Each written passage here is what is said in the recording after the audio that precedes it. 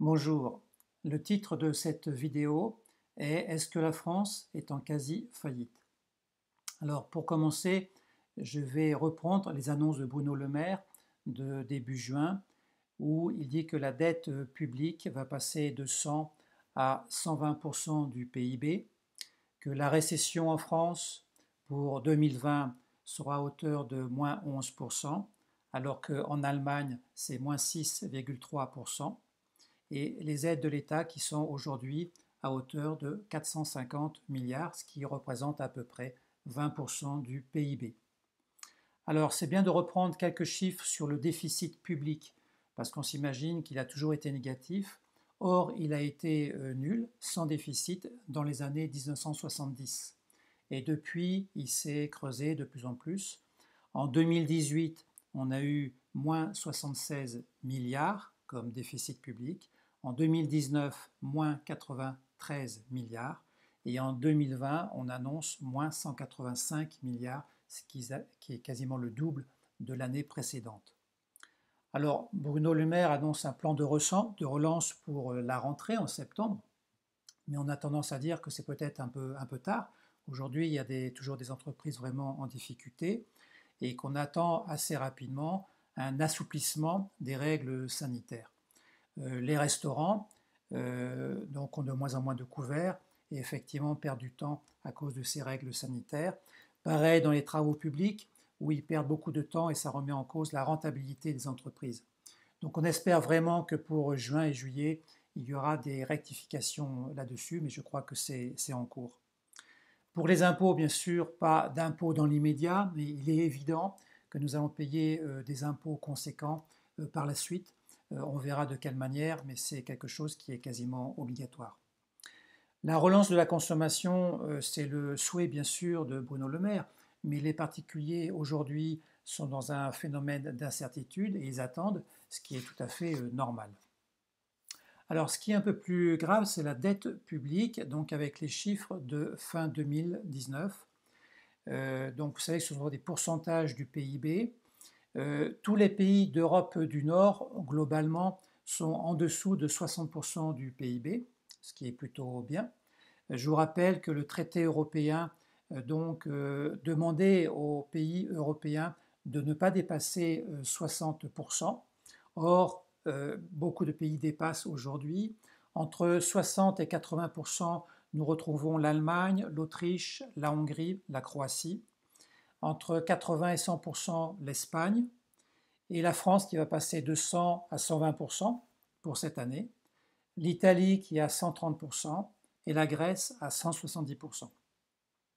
Alors, ce qui est intéressant aussi, c'est de donner la dette publique par habitant, parce que c'est un autre indice intéressant. Pour la Grèce, ça représente 30 000 euros par habitant, et pour la France, 35 000 euros par habitant. C'est-à-dire que la France a une dette publique par habitant qui est supérieure à la Grèce. C'est un chiffre qui nous surprend vraiment beaucoup.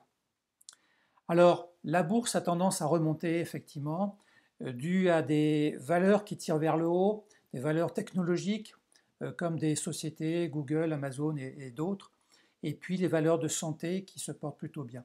Donc, il faut faire une moyenne de tout cela. On s'accorde à dire que c'est la pire crise depuis les années 30, avec un contexte quand même complètement différent. En 1929, on est parti sur une déflation. Aujourd'hui, on ne l'aura pas. Et puis les circonstances étaient peut-être plus favorables en 1929, puisque on a parlé des 30 glorieuses, où il a fallu reconstruire après donc, la Deuxième Guerre mondiale. Et puis à noter quand même que les États-Unis ont mis 30 ans pour effacer leur dette, donc une distance, enfin un temps qui est assez long. Alors aujourd'hui, c'est dur de dire ce qui va se passer, il y a trois scénarios. Le premier idéal, c'est le V, donc on va reprendre rapidement, mais ça ne sera pas possible parce que la crise est trop profonde. Ensuite, le scénario en U, on va reprendre doucement. Pour retrouver, j'irai ce qu'on avait au début, à l'origine, il nous faudra à peu près 5 ans, ce qui est relativement long.